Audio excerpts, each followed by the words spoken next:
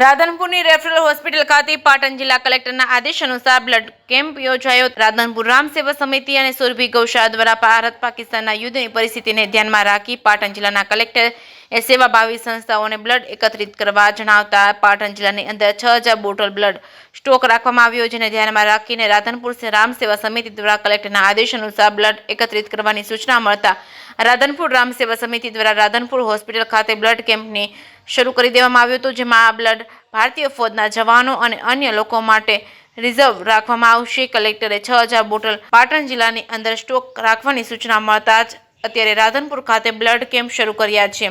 જે કેસમી ગુજરાતી સાથે મનુ ઠક્કર, રાધનપુર। 22 એપ્રિલના રોજ પહેલગામ મુકામે પાકિસ્તાન કૃત આતંકવાદીઓએ કાયરતાપૂર્વક હુમલો કરેલો અને જેમાં 28 થી વધુ લોકોના મૃત્યુ થયેલા।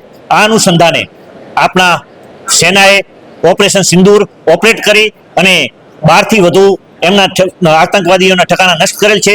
જે અનુસંધાને અત્યારે બંને દેશ વચ્ચે તણાવ પરિસ્થિતિ ચાલી રહી છે અને કટોકટીમાં ઇમરજન્સી સમય ગમે ત્યારે રક્તની જરૂરિયાત ઊભી થઈ શકે છે।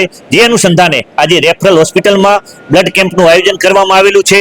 એની સાથે સાથે અમે સરકારને પૂર્ણ ખાતરી આપી છે કે જ્યારે પણ જરૂર પડે ત્યારે રાધનપુર નગર તન મન ધનથી ગભે ગભો મિલાવી સરકાર તથા તંત્રની સાથે હર હંમેશ ખડા પગે રહેશે।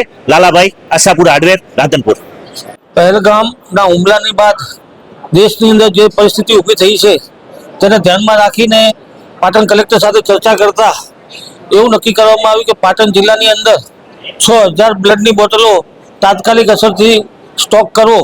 ગમે ત્યારે ગમે તે સ્થિતિ થાય તો આર્મીના જવાનો માટે અને સિવિલિયન લોકો માટે 6000 બોટલ ભેગી કરવી એવું ગઈકાલે સાંજે કલેક્ટર દ્વારા સૂચના આપવામાં આવતા રાધનપુર શ્રી રામ સેવા સમિતિ, સુરભી ગૌશાળા, રેફરલ હોસ્પિટલ તરફ સંયુક્ત સાથે રહી અને બ્લડ ડોનેશનનું કેમ્પ રાખવામાં આવેલ છે।